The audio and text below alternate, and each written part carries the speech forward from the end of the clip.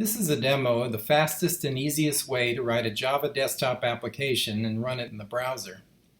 So with Snapcode launched, I'm going to go ahead and create a new project, and I'm going to call it My Test, and go ahead and open that up.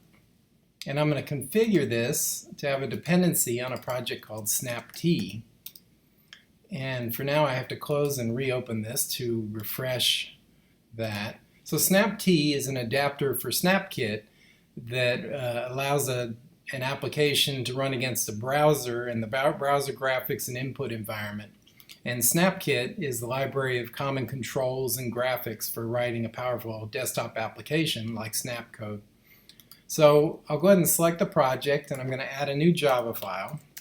I'm just going to call it My Test. And so it just comes up as a simple object. And instead I want it to be a view owner, which is SnapKit's controller class for its model view controller architecture. And I'm going to go ahead and pull in the full package here because we're going to use a few of those classes.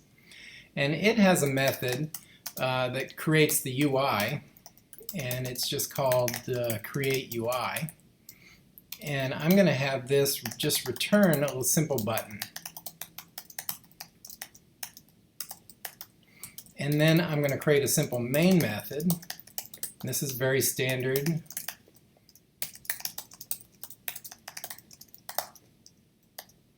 And on this I'm just going to create a new version of this test object. I'm going to have it set its window visible.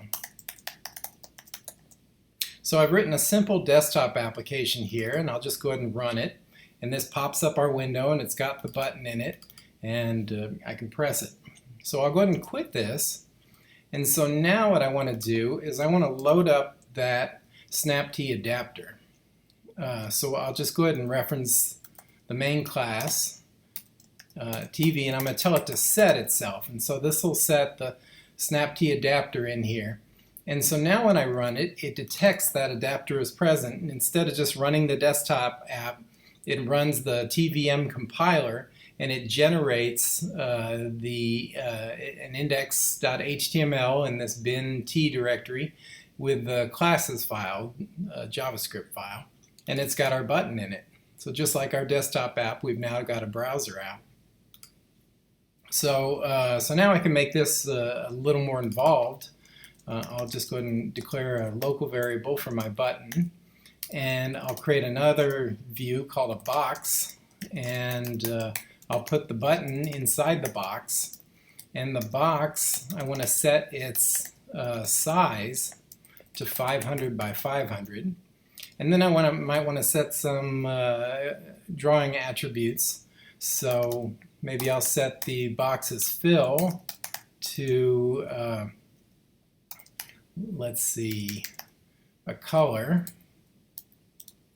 In fact, I'm going to pull in the full package for this one too.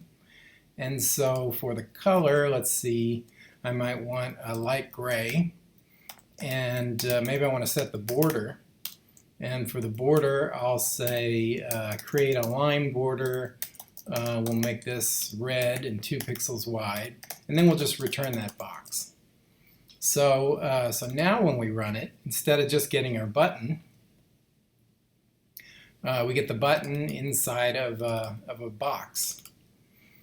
And so let's see, let's go ahead and do a few more things here. I'll just say button set preferred size to, let's make it 100 wide by 30 tall.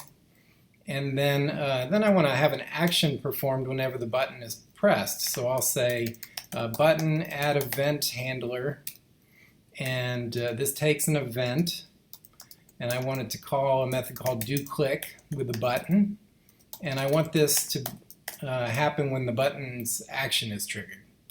So I'll go ahead and make the doClick method,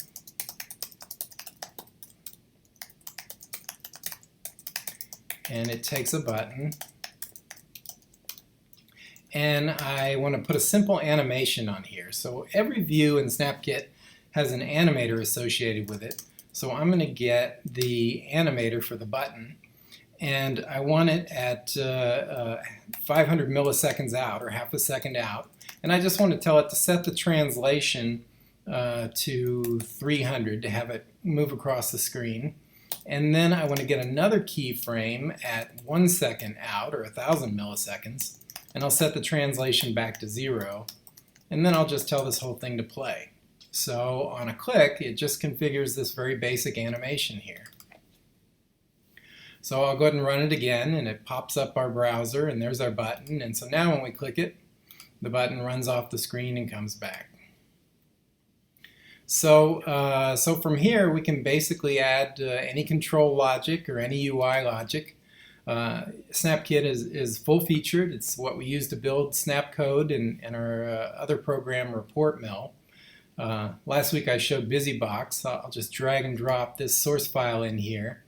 And so this is 3 or 4 pages of code that basically does what we've been doing. It just creates some user interface.